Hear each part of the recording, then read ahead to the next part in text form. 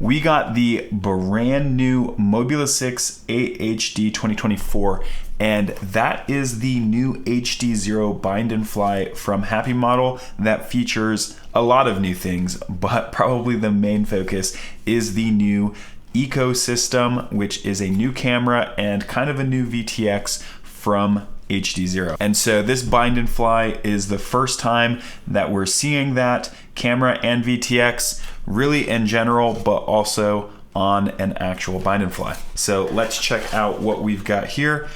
We've got the stickers inside, of course. We have spare props, spare screws, and the screwdriver. I actually use these screwdrivers all the time, so it's nice to have a bunch of these laying around. The prop popper itself isn't really worth very much, but it's cool to have that in there. Now, one thing that is interesting is actually there are a couple sets of these longer screws. I don't know if you can see that here, but these longer screws are what you use to mount your HDZero VTX. So it comes with a couple spares of that. And then underneath all of that, we have the bind and fly itself. Now, obviously right away, we see the brand new canopy, and this has at this point been seen because it's the same canopy that you see on the analog version of this bind and fly. And I know that there's already some videos out about that, but it is the same canopy that we have here for the HDZero version of this bind and fly. We also have a new frame. Again, this is the same one that you're gonna see on the analog version of this bind and fly. It's Happymodel's new lightweight frame, and that's because it seems like pretty much every company is fighting to put out a new lightweight frame. We've seen it from Beta FPV, we've seen it from Newbie Drone, we've seen it from Weebleed. Well, now this is the Happymodel frame that is out on the market to compete with all of those. So this one is roughly about 2.8 grams, I believe, and it's definitely a bit squishier than the last frame, and the ducts themselves are also thinner. So we're gonna fly it with this frame, we'll see how it does, but I'm also gonna actually put this frame in a shootout against all of the other lightweight frames, and we'll see how it does in that video. That video might already be out actually, but I am filming this one first before I take the frame off and then put it in that shootout. So if you're interested in seeing this frame in action and really being put through its paces, that's a whole other video that I'm gonna link in the description. Now we have the Gemfan 1208 propellers. These are somewhat new. These aren't the newest ones that Gemfan has put out. The newest ones are the 1219S, but they are somewhat new. I think they're just a year or two old. So Gemfan had the 1219s. That's the tri-blades that we've used for forever. Then they put out the 1208s. These ones are lower pitched and better suited for 702 motors. And then they released the 1219S, which I think is kind of more of a relaunch of the 1219 propeller to make it lighter and once again more suitable for these motors. So these are not the 1219S, but they are the 1208s. So they are a little bit lower pitch. That means that you're potentially going to be getting a little bit less power out of them, but on the upside, you're gonna be getting a lot more responsiveness out of this tiny 702 motor. And also, I haven't tested it, but in theory, you should potentially get longer flight times as well as better prop wash performance. So we will definitely test out how these propellers do on this build, but it is something that I think was a good decision for this bind and fly, because this bind and fly is using 702 motors. That's because these are very popular motors right now. It's a popular size. And then specifically the Happymodel motors, these are kind of the core of what 702 motors are. They were the first ones to release 702 motors. This is the upgraded version.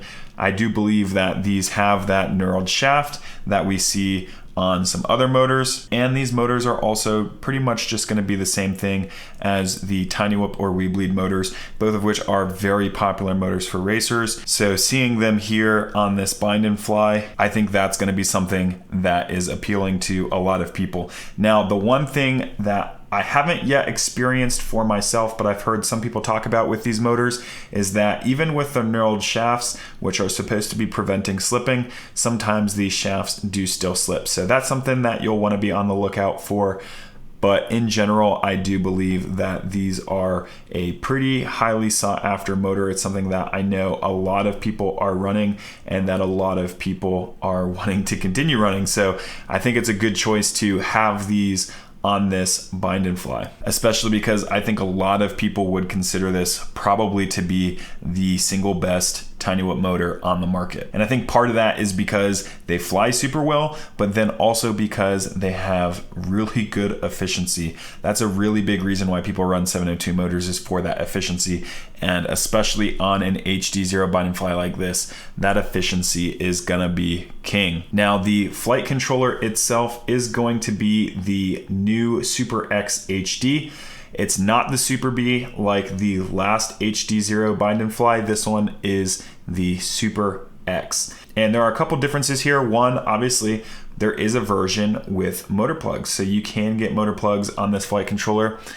And this bind and fly does come with motor plugs. I did hear a rumor that there was going to be a version that didn't have motor plugs. I don't know if that's actually true or not. I know Happymodel was really struggling with the decision of whether or not they include the motor plugs or not. So it very well could be the case that they're releasing a motor plugs version as well as a non-motor plugs version, but at the very least we can see that they are putting motor plugs on at least some of these bind and flies, because mine does have the motor plugs. Now, also on this flight controller, we have the A30 connector, and there's a couple things to say about that. And the first is that the BT2 connector has dominated the tiny whip space for years. This A30 connector is made by G&B, and it basically is a response to the BT2 connector, allegedly because of licensing fees that these different companies didn't want to pay on the BT2 connector. So G&B made a connector called the A30 connector, which is basically supposed to be the BT2 connector, but different enough to avoid any kind of licensing fees.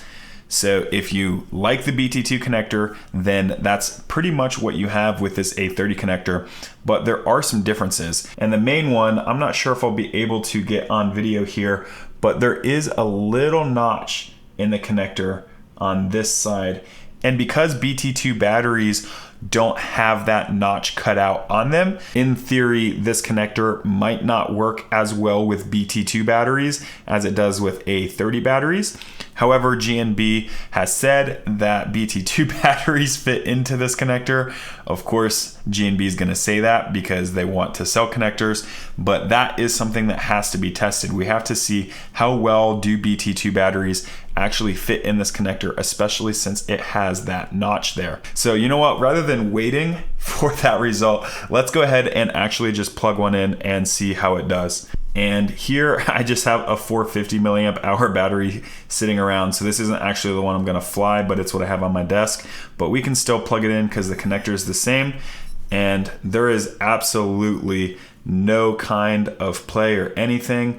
This battery sits firmly in. It's very easy to plug and unplug. Actually, it's probably easier than having a BT2 connector on the drone and BT2 here. It really fits perfectly. Again, probably even better than native BT2 connectors. So all that to say, if you are like me and you see the A30 connector and you're thinking, wait a second, does that actually work with BT2? The answer is yeah, it does. Actually, it seems to work pretty well. Now, of course, we're gonna fly it and see how it holds up in a crash and everything, but it does seem like it works as good as you could possibly hope for it to work, and then better. Now, the main thing that I know all of you guys are wanting to know about is this brand new HDZero ECO VTX and camera. And there's a lot to say about this. In fact, I'm gonna make an entire video only about this camera and VTX. And in fact, that video should be releasing at the same time as this one. So if you wanna go really in depth and you have questions about this camera and VTX, that's gonna be the video for you to watch. And this video, I'm just gonna be pretty brief about what we have here. And so this is the new ECO system from HDZero. It does look like the VTX layout is pretty much identical to the old Whoop Light VTX. So there's not a lot of changes there, just a couple really small minor ones. It does connect to your HDZero goggles or HDZero VRX, just like any other HDZero system would. The camera itself is now decased, so I think it's probably a little bit lighter. Now, probably the most interesting thing about this new ECO Cam and VTX is the MIPI cable, or more specifically that there is not a MIPI cable. And that's something that I know a lot of people are gonna be excited about, especially because the MIPI cable is usually probably the first thing to break in the HDZero system. And so the fact that we have gotten rid of the MIPI cable entirely, and instead now everything is just wires that are direct soldered between the camera and to the VTX. I think that's something that a lot of people are gonna find really appealing. I know it's something that I find really appealing. It just kind of feels like it's gonna last a little bit better and do a little bit better in a crash. So I'm very excited about that. I know other people are very excited about that. And hopefully that means that on race day, when we're actually racing this thing around and we have a really hard crash, that we won't have a rainbow or anything like that and have to reboot the quad. Hopefully it's gonna stay stable and work well the whole time. That's something that we're gonna be testing in this video. Kind of a tough thing to test because the rainbows aren't like they happen on every single crash with the old system. It's just kind of like every now and then it happens, but we will fly this one around and we'll see if it does happen at all. But I imagine that it probably will not have any rainbows. Now this camera in VTX is also supposedly a little bit lighter than the old Whoop Light VTX, and definitely a lot lighter than the new Whoop Light bundle, which features the V3 camera. And so this is gonna be probably the lightest way to actually fly HDZero that we've seen to date. Now again, if you want to know the exact weights of this camera and VTX, I'm gonna take this thing apart after this video and really go into the nitty-gritty of that HDZero system, and I'm gonna make a video on that. Again, that's gonna be uploaded at the same time as this one, but right now I don't actually have that data as of the time of recording this video. So you're gonna have to watch the other video if you wanna get specifics on what the exact weight and the exact layout and all of those things are. But what we can do right now is weigh this bind and fly. And if we put this in, it comes in at 23.169 grams.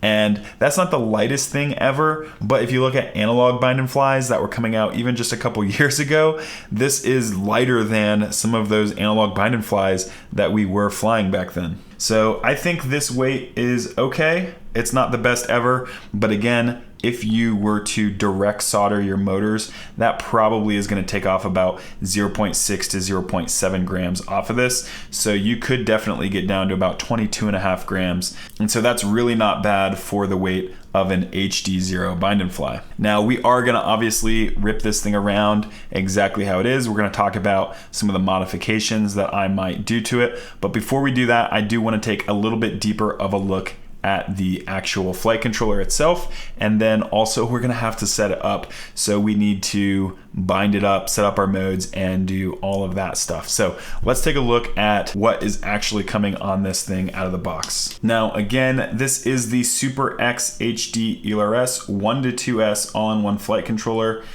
12 amp ESCs, and UART ELRS. So this is serial ELRS, this is not SPI. I know a lot of people prefer that. I'm kind of on the fence about which one I prefer at this point, but nonetheless, it does have that UART ELRS, and a lot of people want that, and we're gonna test it and see if it actually holds up for us. So it says it's got Betaflight 4.4.2 on it already. It either comes with a BMI 270 or the ICM 42688P. Now, both of these gyros actually should be pretty decent gyros. So this ICM gyro that it has listed here is not the one that has given me problems in the past. So I'm actually pretty confident, I would say, regardless of what gyro this comes with, but we're gonna check and see which one actually came on our bind and fly. Once again, we have our 12 amp ESCs, we have our UART, which is serial ELRS receiver. It's supposed to already come with ELRS V3 on it. It's supposed to come with BlueJay. And down here at the bottom, we have the very important no Betaflight analog OSD chip. So if you want to take this drone apart and use the HD system with a different flight controller, and then maybe use this flight controller with another build, it's not gonna have that OSD chip on it. That's because the OSD chip is really big, really heavy, and if they were including that, it would be much more difficult to have things like the 12 amp ESCs, especially at the weight that it's at. So speaking of the weight that it's at, it is coming in at just 3.42 grams according to Happymodel. I can't really verify that without taking my build apart, which I'm not gonna do before I fly it, but that is fairly competitive in its weight. It's less than a half a gram more than the other competitors, but it is worth looking at here that this is without the motor plugs. So if you do have the motor plugs and you want to direct solder, you're definitely going to be getting that weight down closer to what you would want to see from one of these flight controllers. So there's not much else to look at here, but we are going to see and confirm that it does actually come with this BlueJay 0.19 48 kilohertz, and we are going to check that gyro and see which one it comes with. Now I'm going to start with checking the ESC configurator for BlueJay, and there we do see it does come with the BlueJay 0.19. It doesn't look like any of the other ESC settings here have changed, other than the fact that we do have our minimum and maximum startup power already pushed to the max, and that's what you want to see. Every single whoop should be configured that way, and that's not the default that's in BlueJay. So Happymodel has actually taken it upon themselves to boost this up for you as part of tuning this quad. So it's pretty cool to see that. So we did confirm that it's got the BlueJay like it said it was going to have. So let's go ahead and check the gyro really quick. And the gyro is pretty easy to check just by going to the CLI and typing in status, if I can actually type it correctly. Here we see that the gyro is the BMI 270. So it did say that it was going to come with either the BMI 270 or that ICM gyro. This one has the BMI 270 on it. So I know that that's something that you guys are probably going to want to know. Now we are going to have to actually bind this thing. So we're going to want to look at the receiver tab, and we do see that it is already set up for serial. This CRSF is what you would have for ELRS. So all of this looks good. Again, it says that it's already on ELRS 3.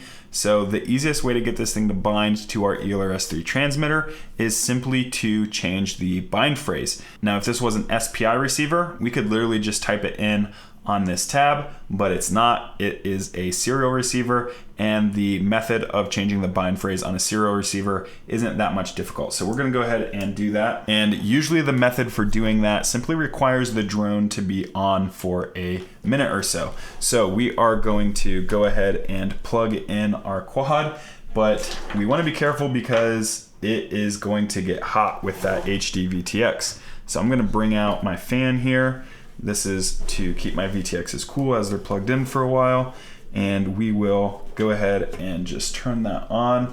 So pardon the noise, but we're turning this on to keep that VTX cool.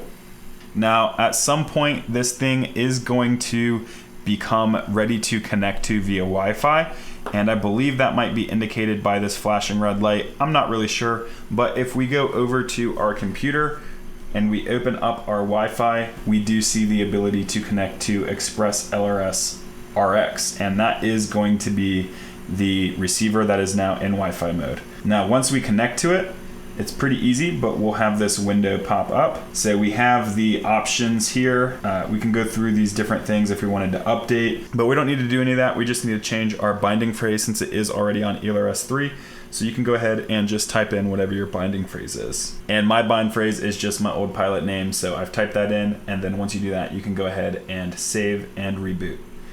Upload succeeded, reboot to take effect. Yep, and as we see on the drone itself, that flashing light has gone away, and so that means that we should actually be bound up to our radio now. So before we get ahead of ourselves, we'll actually go ahead and connect back up to Betaflight, and we're gonna go to that receiver tab, and we just want to confirm that everything is connected. And it does look like it is. Now that we have that bound, we'll just go to the modes tab and make sure that everything is how I want it. And already I can see that the arming is backwards from how I personally like to do my arming switch. And that's not like a Happymodel problem, that's more personal preference. And I also know that before I switched to Radio Master, I was using a Tango and it was kind of backwards from how the Radio Master is. So if I was using this with my Tango 2 radio, it actually would have been set up how I prefer it. But the Radio Master I have set up a little bit backwards. So now the arming looks good. I personally don't really use angle mode, but if I have the switches for it, I'll still put it in. But I like it to be over on this end, so we're gonna change that. And then we also need to make sure that we have flip over after crash. And that one is also in the right spot actually. So that one is already good. Now, these are really the only things that you should have to do to get this thing set up, and it's something that you have to do on every single bind and fly you get. This is not exclusive to Happymodel, but that is how you actually go about getting everything set up for flying. So now we can go ahead and disconnect from Betaflight and go see how this thing actually flies. All right, so as this DVR plays, there's a couple things that I want to say. First of all, after I finished setting up everything on camera that you just saw, I didn't change anything else. I didn't change my rates, my PIDs, my filters, nothing. The next morning, I went out and flew it and I was super impressed. Came back inside and gave my reaction to how it went, but I messed up and I did not record that DVR. I had my SD card formatted wrong and I didn't catch it. And after I was done flying, I actually changed some things on the build. So the main things that I changed were the canopy, the antenna, and the frame. And I'll explain why I changed those things after we're done with this DVR, and I'll also show you what my impressions were. But right now, I just want you to know that after that first flight, I did actually change a couple things, and I don't have the DVR from that first flight. So what you're seeing right now actually is DVR after I did modify it. And I have to say, I actually prefer the way that it flew before I did those changes, but this is what I have. And like I said, I'll explain why I made those changes in just a little bit. Even looking at this DVR, there's a couple things of note. First of all, there is a lot of power to be had in this thing, especially for 23 grams. I was pretty surprised by how much this thing could actually get up and move. Also, everything just felt super locked in, but where you do notice the weight is in the flight times. Now, my batteries are all over a year old. I actually don't have any new ones. They're all super old, so I'm not really qualified to give you flight times on this, but I will say that I was usually getting a little over 2 minutes on my flights. I think if I was using fresh batteries though, and was still using the frame that it came with, I actually would probably feel pretty confident racing this thing. I might do a couple mods to it just to shave the weight down a little bit more, but overall I would say this is actually pretty close to being race worthy, at least for someone of my skill level. And that kind of feels weird to say because when Happymodel was talking to me about this bind and fly, they made it pretty clear that the reason why they were going for a 65mm specifically is because they wanted it to be something that was legal for racing. And I kind of felt like that was silly because I just don't really feel like a lot of the racing pilots would want to run a heavier build with HDZero. I think most of them would prefer analog. But after seeing how this flies, I definitely feel like there's a lot of people out there who would be super happy racing a build like this. And it really has, honestly, probably more power than what most people need. But the thing we obviously have to talk about is that camera quality. And I don't want to get too deep on this because I'm going to make an entirely separate video that really does a deep dive on all of this. But there are a couple things to point out here as we're looking at it. So first of all, the field of view I think is great. I think it's really important to be able to have a wide field of view with your camera. And for me, the kind of test of whether or not there's a wide field of view on a drone like this is just how comfortable I am flying indoors, because the wider the field of view is, the more comfortable you'll be flying indoors. And I'm not going to put footage up here, but I did fly this thing indoors. I was able to fly between the different legs of my desk chair and then kind of down the hallway, circle around in the kitchen, come back through into the living room. And I have a pretty tiny townhouse, and I don't feel comfortable doing that with all of the tiny whips that I have. In fact, I don't feel comfortable doing that with most of the tiny whips that I have. And so that tells me that one, there's just a lot of control with this thing, but two, in terms of that camera, it really gives you the field of view that you need to be confident flying it anywhere. And that's something a lot of people overlook, but I think is a really, really big deal. But then of course we have to talk about the actual image quality itself. Let me know what you guys think about the image quality on this one. There's a lot that I have to say about it, but I think there's just a couple things I want to focus on right now. So first of all, it does look like there's just almost like a sort of analog quality to it. Now that being said, there are a couple things to take note of. So first of all, this is 720p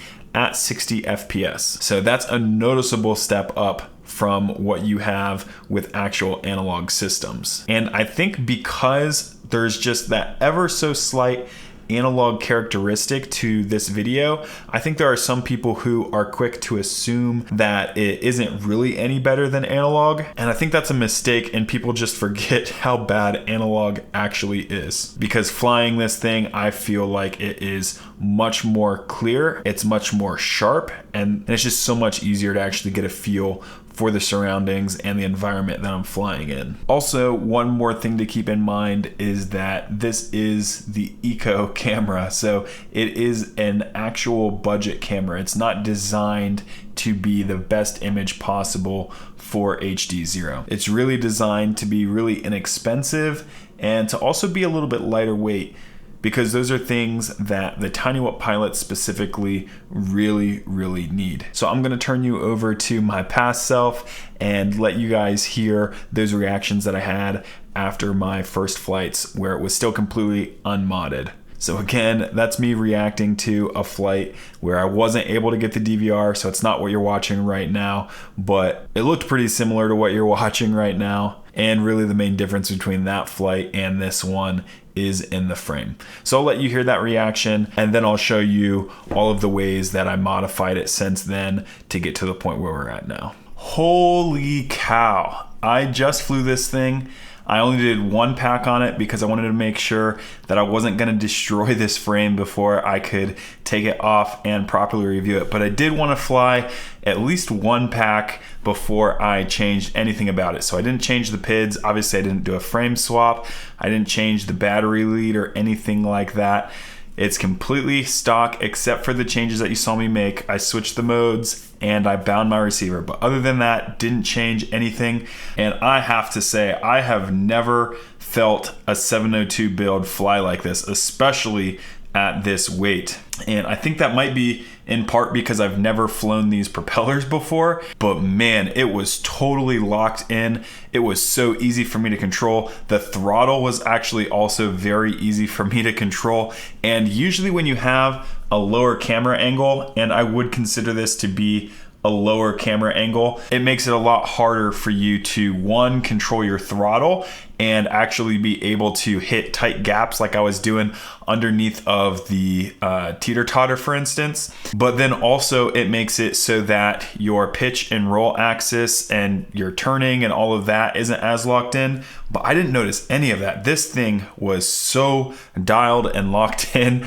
And honestly, my other quads don't even feel that way. So I am absolutely blown away. I'm probably gonna have to look at their PID tune a little closer and see if I can learn something about what they're doing and apply that to my own builds. But I am actually just completely blown away at how easy this thing is to fly out of the box. Again, I didn't even change the rates or anything on here. The battery lead is probably just a little bit too short for my taste in terms of fitting a 300 milliamp hour battery in here. I was able to get it plugged in and pull it back a little bit. It did actually make this connector a little bit more difficult to unplug after I was done flying, but probably a really easy fix would be just to make this a 180 degree pigtail. So instead of having it flat like this, to instead solder the pigtail pointing downwards, solder it kind of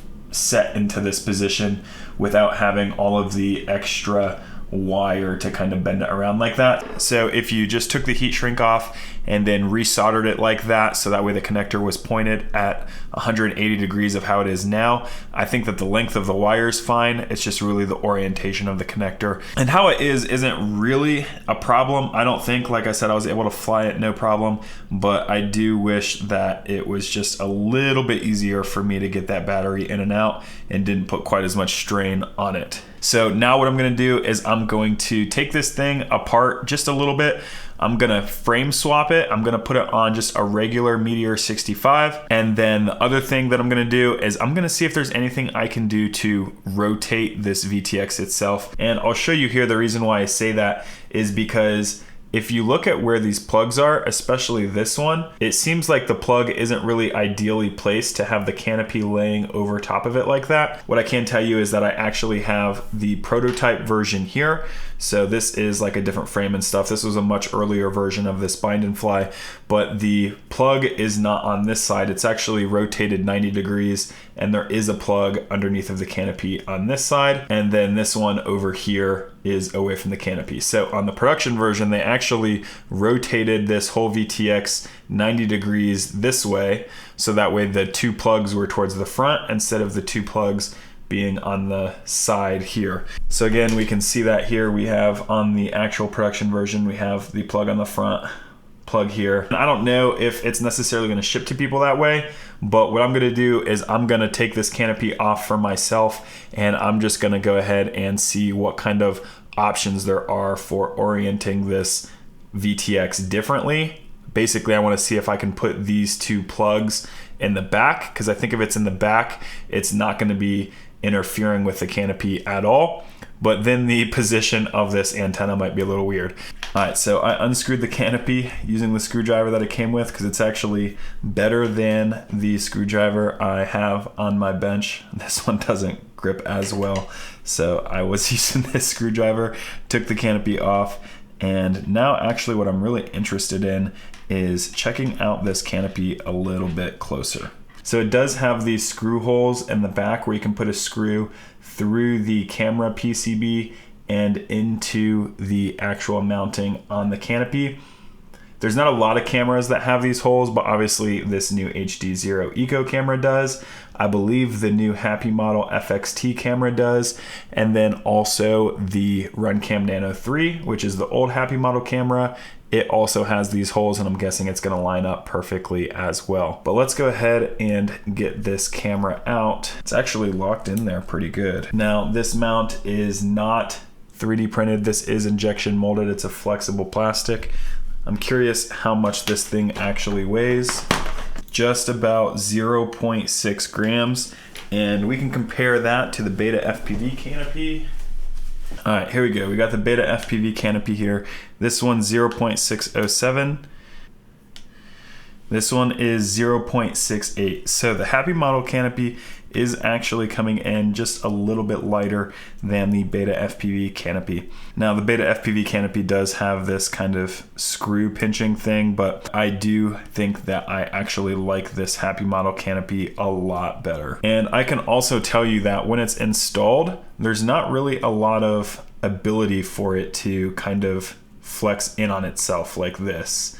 It kind of, when it's installed, it's pretty sturdy, which means that in a crash, the camera is not going to be smashing down into the flight controller, which is a good thing. I think this canopy seems like it's going to be pretty stable, pretty sturdy, and hopefully hold up in a crash and not like snap or anything like that.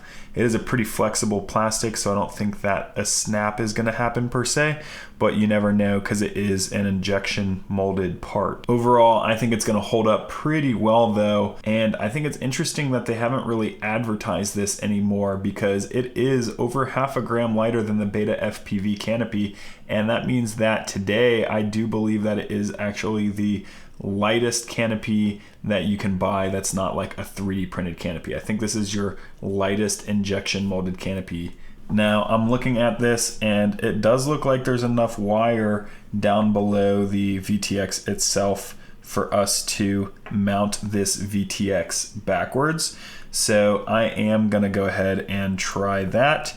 and see how that goes. But I'm gonna put it on the other frame before I get there. And again, the reason why I'm swapping the frame is not because I think this is a bad frame, it's because I want to test this frame, and I only have one of them. So again, as we mount this VTX on here, I do want to actually rotate it, see if I can get these different plugs that we have here in the back. And yes, this is the back of the frame. The arrow obviously points forward. We did manage to get everything mounted so that way the connectors are in the back. This connector right here is not interfering with anything whatsoever. We can take a closer look at that here. This connector here looks like it's ever so slightly, like just the corner of it is kind of underneath of this mount. I don't think it's really interfering with it very much, and I don't think it's gonna get crushed by it because it is just that corner there, but it does look like it barely touches the back. Now this right arm from the canopy is a little bit deformed from where it was previously sitting up over that connector and no longer is, but it is now sitting up over the UFL connector. And that's actually something I would probably say is a good thing, because you're not really gonna break that UFL connector, but having the mount come down on top of it, that's gonna really just help make sure that that antenna isn't gonna pop off on a crash, because you have the canopy resting on top of it and keeping it locked down. And I didn't have any issues with how the VTX was rotated before, but just trying to be a little bit proactive. That way I hopefully won't ever have an issue, and maybe I wouldn't have had an issue the other way either, but again, just being a little bit proactive. Now, as I'm doing this, one thing I'm thinking about and realizing is that a lot of times on these flight controllers that have the plugs kind of angled like this, instead of being like parallel to each other and kind of off to the side, sometimes they can be interfering with the battery tray. Sometimes the battery tray might be covering up these plugs or not allowing the motors to plug in. So that is something I was curious about with this flight controller, is it going to actually fit other frames? And it does look like there is no issues here with these plugs interfering with a Meteor battery tray. So that's pretty cool, at least. Now, one other thing here is that if I was trying to save weight on this build, one thing I could do is replace some of these motor screws with plastic screws, so either Rennie or Peak. And what I do for that is basically I will put in the outside screw here. I'll make that one metal, and then I'll do plastic ones on the two on the inside. And that's because this outside metal one usually takes most of the force. So if you're putting the plastic ones on the inside and the metal on the outside, you're really not sacrificing much in terms of durability, but you will shave about 0.2 grams off of your build, which is a decent amount of weight actually. I think this thing is pretty much ready to go. One thing I did notice as I was looking at it is how high the propellers actually sit on the motors, even out of the box. So you probably want to go ahead and just push those down a bit, because if the propellers are too high, what that means is it kind of gives them a little bit of extra leverage to bend and break your motor shafts. Usually not break per se, but maybe cause potential slipping issues or definitely bend them. So you want to push those props down on the motor as low as they're gonna go. So I modified this thing up a little bit. We did the frame swap, made the changes that we had to kind of just upgrade it a little bit. And then I took it to the Air Force Museum race in Dayton, Ohio. And I was just gonna fly one pack on it because it wasn't my main racing build, but I still wanted to see how it did. And I actually ran into some issues. So the first one is that because I had taken this canopy apart, I'd taken the camera out and I had messed with it. Well, I think that the way that it came from the factory, there was actually glue that was holding the camera in place in the lens. I'm not entirely sure, but I think there was glue there, because when I put it back in later, it wasn't as tight as what it was when I got it from the factory. And I accidentally launched the Tiny Whoop off of the table, gave it a little bit of a crash. Absolute rookie mistake. I'm actually totally embarrassed to admit that, but it happened. And in that crash, what happened was the lens actually kind of backed out of the lens mount just a little bit. Actually, it was the whole camera just kind of backed out. And it still does a pretty good job actually holding on to the lens and to the camera itself, but it backed out just enough to where the whole camera just kind of rotated about 45 degrees. Now, the race hadn't started yet, so I was able to pick my quad back up, put it on the line, twist that camera back into place. But what I noticed was that my video was just super fuzzy. And so I wasn't really sure what was going on with that, especially kind of in the heat of the moment, like sitting on the race line, everybody's waiting on you to figure out what you're doing so we can actually start this race. Now, if you're curious what the issue was with the super blurry video, well, pretty much as soon as the race was over and I went back to sit down, it kind of clicked in my head and I was like, you know what? I think I know what happened.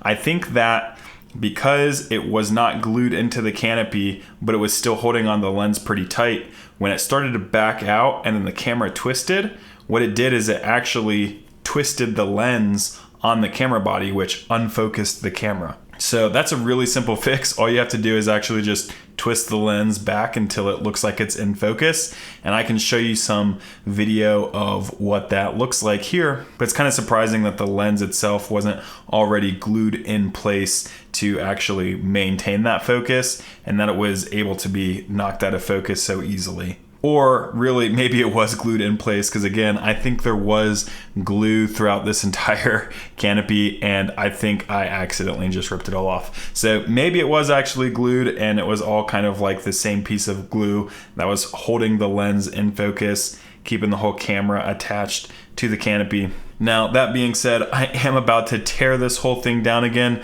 do another rebuild with it. I want to isolate the camera and the VTX for the video where I'm going to be talking about those things. So I didn't want to glue everything down again, but I did want to get a couple more flights out of this before we actually tear it down and move to another build. So there are a couple more changes that I made here. Now, firstly, I did remove this stock video antenna when I did the frame swap, and I switched to this singularity.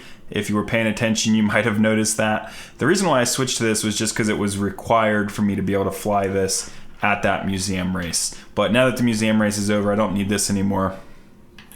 And I would have put this one back on because it's so much lighter, but I actually want to save this antenna for another build because I actually really like these, and they tend to perform a bit better than the ones that I make myself. And also, Happymodel doesn't really sell these. They really only come on the bind and flies. So if you want an antenna like this, you pretty much either have to buy the bind and fly or make one yourself. And again, I find that these ones, for whatever reason, tend to do a bit better than the ones that I'm making myself. So for that reason, I put just a regular dipole back on here. Nothing too crazy, just a standard one that I had laying around because I have so many of these things, and again, I wanted to save that other antenna for another build. Now, I did also replace the canopy. Again, one of the reasons for that is because I didn't want to glue this camera in place to that canopy again. It does seem like the glue is pretty necessary for this camera specifically to be held in place for that canopy, and I just don't want to do that. So